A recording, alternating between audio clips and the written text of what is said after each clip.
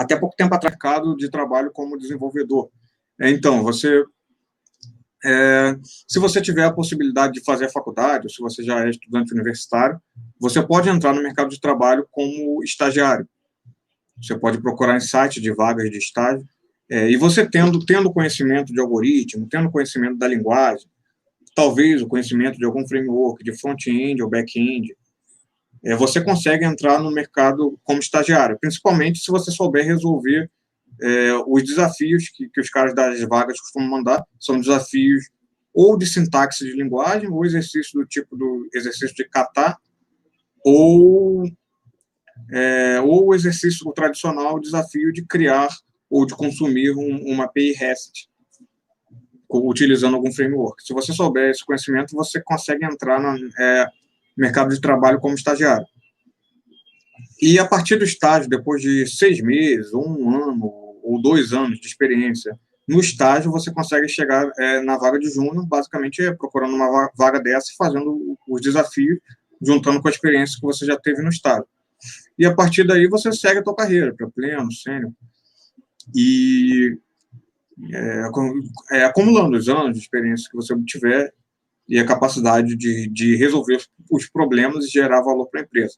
Mas no caso da pessoa que não entrou pela faculdade, a pessoa não passou pelo estágio, a pessoa pode ir direto para as vagas de júnior. Só que as vagas de desenvolvedor júnior, em geral, se você pesquisar, você vai ver que não tem... É muito difícil a vaga não pedir experiência nenhuma. Ele vai pedir, geralmente pede 1 ou 2 anos de experiência. Então, entra naquele dilema. O cara não consegue a vaga de desenvolvedor júnior porque não tem experiência, mas ele não consegue experiência porque não conseguiu a vaga de júnior. Quem faz faculdade consegue resolver isso com estágio. Mas quem não faz faculdade, para as empresas geralmente vão ver que alguém que não tem experiência nenhuma,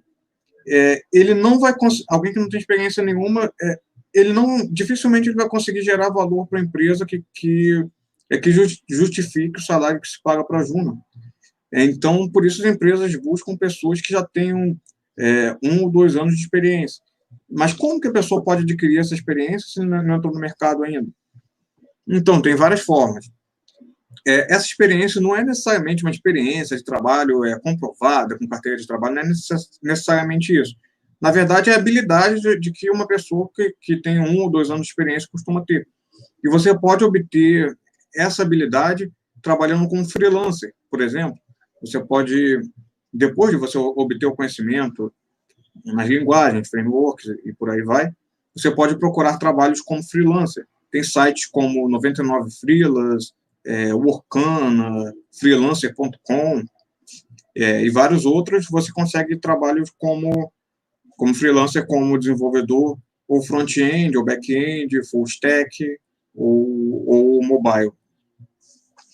Você consegue, se você pesquisar nesse site, tem bastante projetos lá e que você pode pegar. Só que como você não tem experiência, não tem portfólio, é um pouco mais difícil, ainda mais se você for cobrar os valores mais altos. Então, é comum que quem está começando cobre valores mais baixos pelo projeto para conseguir a experiência, e a partir daí vai montando o portfólio como freelancer, e aí você pode decidir se vai continuar seguindo como freelancer ou se, a partir daí, vai entrar no mercado como júnior, usando a experiência que obteve como freelancer como comprovação de que você tem aquele conhecimento.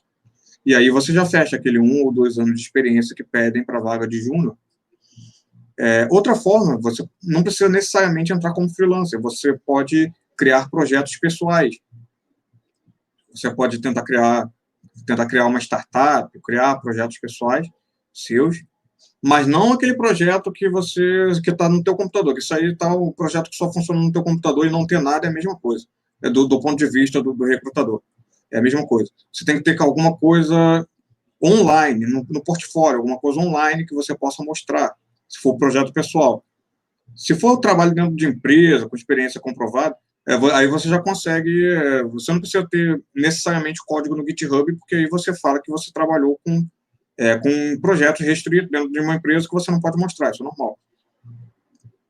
Mas se você não tem esse conhecimento, essa experiência de trabalho dentro de uma empresa, você tem que ter alguma coisa online para você conseguir provar. Ou um portfólio com os trabalhos que você fez como freelancer. Não precisa ser o código pronto, porque o código você faz o trabalho, o código é do teu cliente.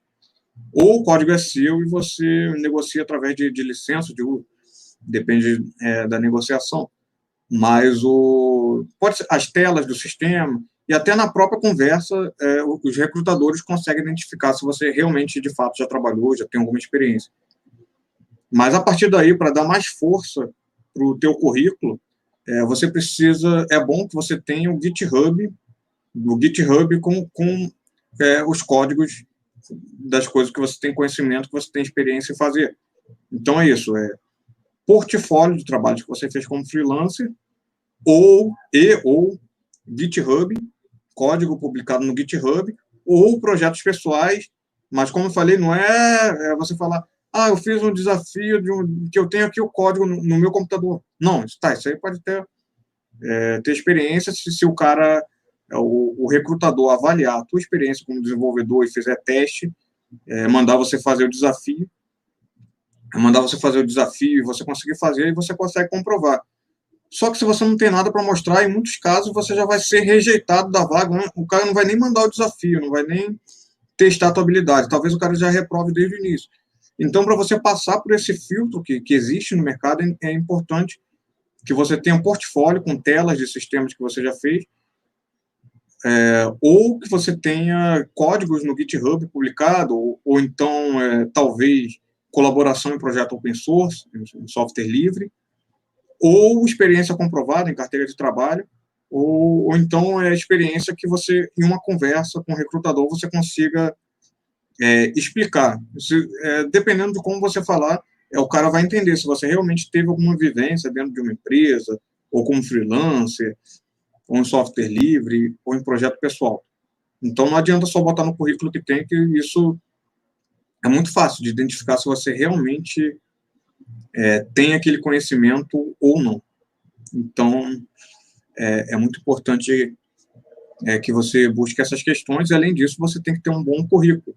Um bom currículo não garante vaga, mas ele garante que você vai passar pelo primeiro filtro, que o cara recebe, os recrutadores, não sei se vocês viram, mas eu já, certa vez, eu publiquei uma vaga aqui para freelancer e para estagiário para me ajudar em alguns projetos pessoais que eu tenho, e eu recebi uma quantidade muito, muito grande de currículo.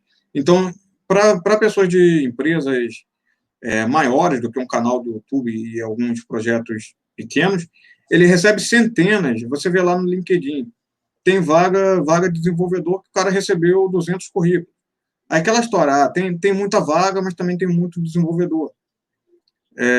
No final, todos eles eventualmente vão acabar conseguindo emprego, mas cada vaga ele recebe uma quantidade muito grande de currículo. Então, esse é o primeiro filtro. Mesmo que você tenha uma boa experiência, se você não passar no filtro do currículo, você não é nem chamado para entrevista. Então, isso é muito importante, você saber como fazer um currículo. Então, o currículo tem que demonstrar que você tem, não só demonstrar, você tem que realmente ter esse conhecimento, mas, além de ter o conhecimento, você tem que escrever no currículo que você tem. Então, você tem que ter conhecimento da linguagem de programação, conhecimento dos frameworks, você tem que ter habilidade para criar a API REST. Não necessariamente você vai usar isso no trabalho, mas é o desafio que eu mais vi por aí nas vagas, saber como criar uma API REST utilizando o framework da sua linguagem. Como criar uma API REST, ou, se for front-end, como consumir uma API REST utilizando os frameworks de front-end. E esse é o exercício mais comum, mas também você tem que ter o conhecimento de algoritmo. Certificado desses cursinhos aí, dos sites que vendem curso de R$40, de R$20, o conhecimento do curso é bem útil, eles vão te ensinar a sintaxe da linguagem, os frameworks, as boas práticas, só que o diploma, o certificado não vale nada, tá? Não precisa nem botar no currículo. Não vale nada. Você pode perguntar para as pessoas, pergunta se alguém pediu um certificado de alguma dessas empresas de curso barato. Não adianta, não serve para nada. Não serve para nada. Certificados que ajudam são certificados de faculdade, diploma de faculdade, que aí ele te ajuda a passar no filtro. Tem empresas ainda mais no Brasil, tem uma grande quantidade de empresas que eles valorizam o diploma universitário para você entrar numa vaga. Então, o diploma útil é o diploma da faculdade, e também pós-graduação, quem tiver, o diploma também ajuda, e também certificações por empresa, dadas por empresas ou organizações que são reconhecidas pelo mercado. Ou seja, certificação da Oracle, certificação da Cisco, certificação LPI, que é a certificação de Linux, certificação da Red Hat, certificação da Microsoft. Esses tipos de certificações têm um peso no mercado. Certificações de Scrum também, certificações de metodologias ágeis de desenvolvimento de software.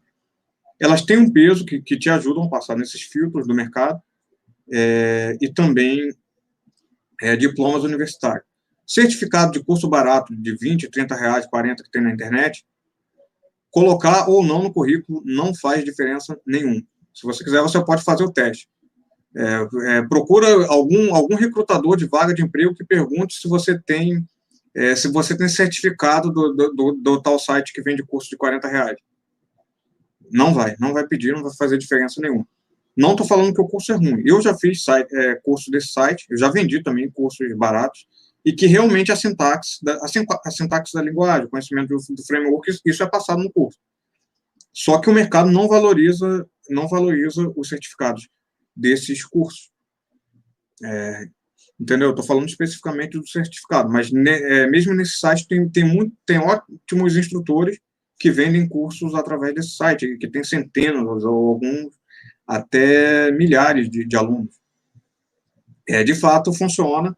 Não todos, né? Não estou falando que todos são bons, mas nos que são bons, que têm boas referências, boas recomendações, em geral, eles cumprem o que prometem. E você vai adquirir o conhecimento. Mas não adianta colocar lá no teu currículo que você fez curso lá nesse site aí, nem que você tenha um certificado. Muito menos levar o certificado impresso lá do site para a empresa. O cara não vai nem olhar, tá? A não ser que sejam essas certificações de empresas reconhecidas que eu te falei, ou diplomas de faculdade. E outra coisa que é bastante valorizada é recomendação.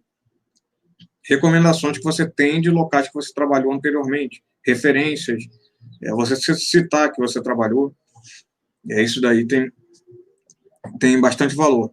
A história que você conta de problemas que você resolveu utilizando os seus conhecimentos.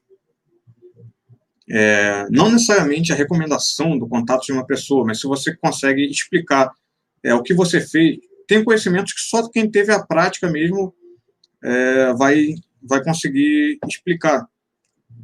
Então, por isso, essa importância de você ter ou um portfólio mostrando todos os trabalhos que você já fez, ou os principais trabalhos que você já fez, problema que você já resolveu,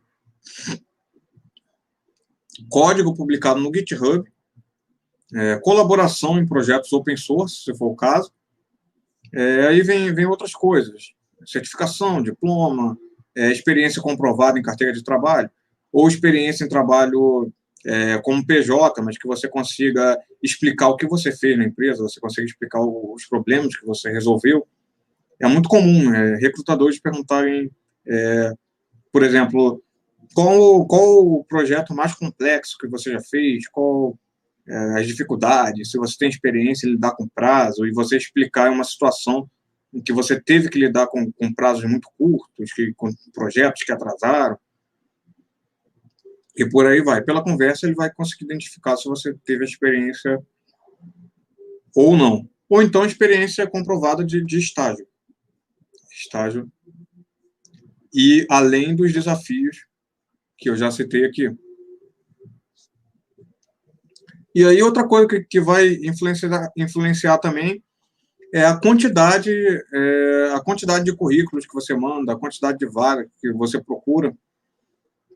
Que, em último caso, uma coisa que vai sempre funcionar é a quantidade. Se você mandar currículo para mais vagas que estão relacionadas à linguagem que você domina, é maior a chance. Quanto mais vagas, maior a chance. Aí tem trabalho remoto, vagas para outros estados, Hoje eu trabalho remotamente para uma empresa, também faço trabalhos como freelancer, e também tem alguns projetos pessoais. Você não precisa necessariamente ficar preso na cidade ou no estado que você mora. Você pode prestar serviço remotamente para empresas de outras cidades, ou até de outros países. Um conhecimento bastante importante que vai te ajudar bastante na sua carreira é o inglês. Você ter conhecimento ou outras línguas, mas principalmente agora o inglês, porque com o inglês fluente, no caso, você consegue prestar serviço como freelancer, recebendo em dólar, que aí um trabalho se paga muito mais do que no site de freelancer aqui do Brasil. E aí você consegue também trabalhar para empresas que tenham, para multinacionais de outros países, ou para empresas com foco maior no mercado externo. Então aí você consegue. Eu me lembro de algumas vagas que eu já me candidatei, vagas de desenvolvedor sênior para empresas multinacionais, que, para você ter uma ideia, a entrevista para a vaga era em inglês. O primeiro contato, o cara já veio falando inglês. Antes desse contato, eu tinha mandado um currículo em português, o recrutador falou que a empresa só aceita currículo em inglês. Entendeu? Para você ter uma ideia de como as vagas dos níveis mais altos dessa área, quais são as exigências, nesse caso,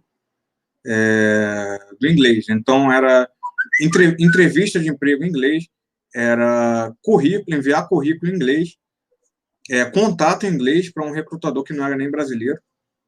E além disso, tudo isso que eu falei antes, de explicar, comprovar, tudo isso, só que em uma conversa em inglês e um currículo em inglês, você conseguir passar isso tudo de uma forma fluente.